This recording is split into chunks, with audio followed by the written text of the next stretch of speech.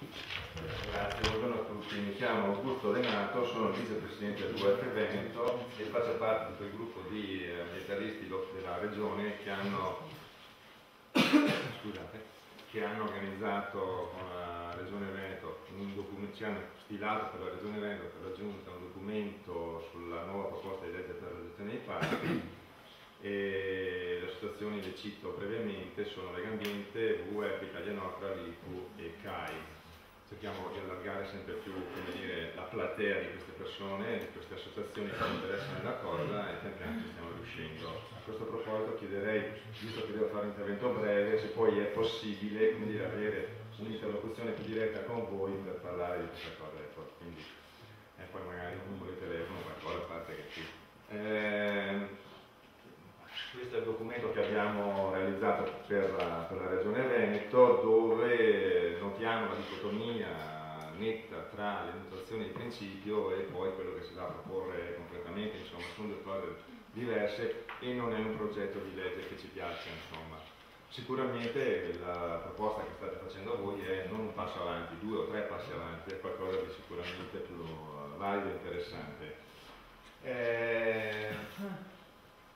Però, e questa fino a qua, complimenti, adesso passiamo alle sottolineature negative, giustamente, non siamo mica questo, no? Bastone da carota.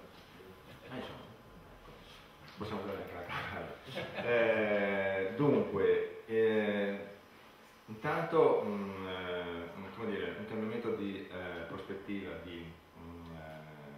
culturalmente importante.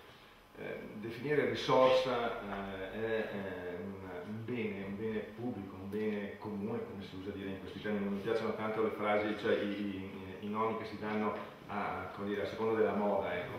Però un bene pubblico, più che una risorsa, forse è un approccio culturale più indicato che non risorsa, che può essere intesa come qualcosa di strettamente economico. È chiaro che l'agricoltura è come dire, parte inerente necessariamente alla questione ambientale, ma come qualsiasi altra attività. Porto Tolle e la centrale di Porto Tolle che si vuole trasformare da come dire, centrale che produce energia elettrica attraverso l'olio, attraverso il petrolio, insomma, portarla a carbone, è stata fatta una normativa specifica da parte della Giunta per permettere questa cosa, cioè non è che si possa considerare un'attività economica e industriale, come dire, che non ha influenza nel parco, ma pensiamo a tutte le attività economiche della Regione Veneto. Mi viene come dire, a fatica a capire o poter conciliare l'idea che in un territorio come quello del Veneto si vada a pensare a un rilancio dell'attività e dei parchi, quindi, ma che nel contempo si possano prevedere il prolungamento della 27, la Ferrara Marghera, l'alta velocità, l'alta capacità, la Pedemontana Veneta, la PUD e sicuramente ne dimentico altre di grandi opere, insomma. Quindi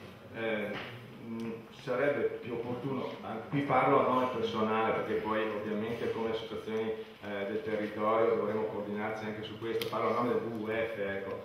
Però mi sembra che sia assolutamente necessario un'interazione più chiara, più netta tra questa proposta di legge e poi le attività anche che si vanno a svolgere e a realizzare all'esterno, insomma. Giustamente prima Zalini diceva il concetto di limite, è per dire ora grande che lo andiamo ad inserire, insomma, ci sono dei limiti oltre i quali effettivamente non si può andare. Altra cosa molto concreta, secondo me, aree cosiddette preparco, aree contigue, Parco Nazionale Dolomiti Bellunesi, qui c'è il primo presidente che poi avrà anche l'onore e l'onere di tenere una relazione su questa questione. E la Regione Veneto non ha mai istituito le aree preparco, le aree contigue, Parco Nazionale Dolomiti Bellunesi. Cioè, cosa vuol dire questo? Vuol dire che manca la capacità, la volontà di inserire una cultura diversa, una gestione diversa di un territorio che ha bisogno di un atteggiamento diverso della gestione. Perché se non impariamo questo, non andiamo da nessuna parte. Ultima cosa, poi me ne vado, mi porto, si intende, è un ruolo che noi rivendichiamo. Cioè, come dire, consultavamo prima, ecco, è un ruolo che gli ambientalisti, scusate la presunzione, io sono qui con tutta l'umiltà del caso, ma anche con tutta la verve che a volte insomma necessita, e credo che ci riconosciate un ruolo che finora abbiamo avuto, no?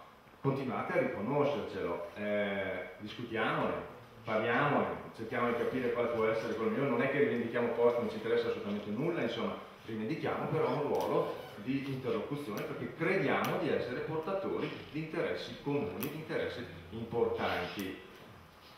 Chiuso, veramente, nota di colore, io vengo da Feltre, arrivare qui per me non è stato uno scherzo, avrei prediletto sicuramente il treno, ci ho provato, è impossibile, fate le riunioni per favore in luoghi accessibili ai mezzi pubblici, perché altrimenti non cambiamo mentalità. Valle Nostra, i sindaci, non so se conoscete tutti quel treno lì, no? È diventato famoso nel mondo.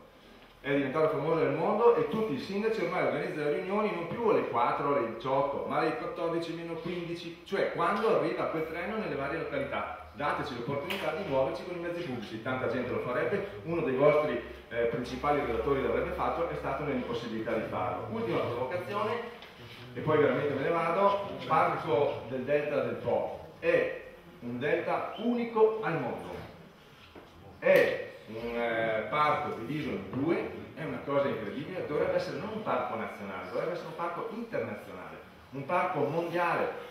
Non riusciamo a rilanciare un'idea di questo tipo, altrimenti veramente non so quanto lontano andiamo. Grazie.